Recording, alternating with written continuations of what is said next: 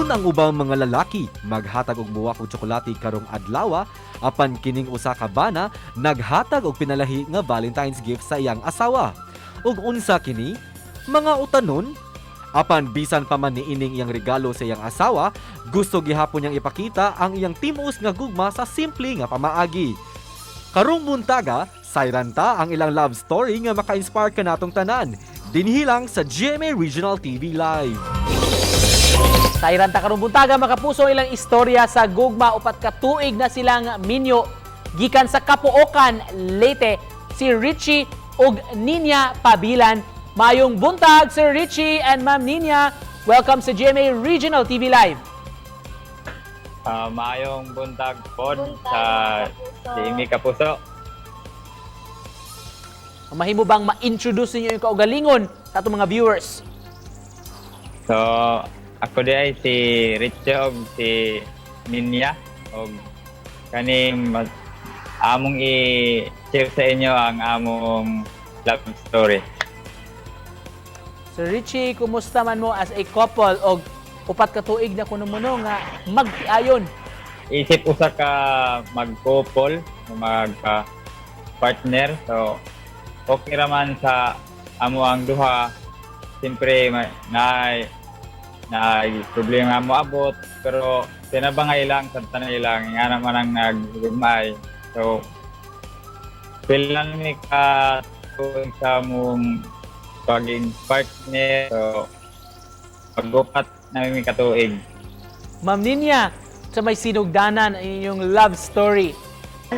Nagsimula po kasi yan nung nag-post po ako ng profile pic ko po sa Facebook. Tapos doon po siya, nag-comment po siya doon. Tapos yun, nag-chat po siya sa akin. Tapos nag-meet kami, nag-date na. Ligawan agad. Yun.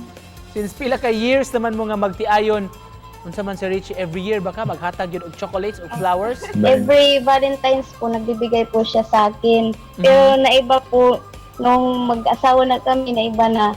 Doon siya, Dito na bago ang akong mga surprise na magihatag sa iya.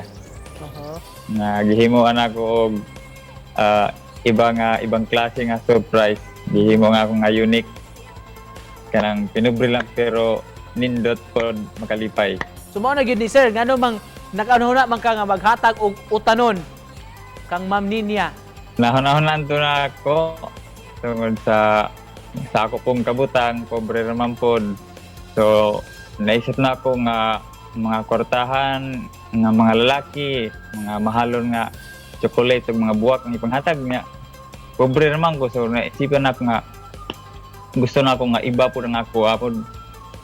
Pinubril lang pero sulit kayo. At of course, kay Mrs., how do you feel? Ug unsay reaction nimo ma'am sa gimmick sa imong bana? siyempre masaya po. Tapos, lalong nai-in love kasi ginagawa niyang, kahit loko-loko siya, gumagawa siya ng paraan para mapasaya ako. Og isip panapos unsay mensahe ninyo sa atong mga viewers, sa mga couples nga nagtan-aw karon? So kailangan lang dun magpagkatotoo ba nga buhaton nimo ang butang nga ikalipay nimo o ikalipay pud sa imong gihigugma bisag pinibriman o dinato, basta importante malipay mo. Sinabtanay lang, magpaubos ang usa kung naay kung meron man pong galit sa kanilang dalawa, dapat yung isa po magpakumbaba para hindi po magtalo. Hindi kaya umiwas na lang po yung isa.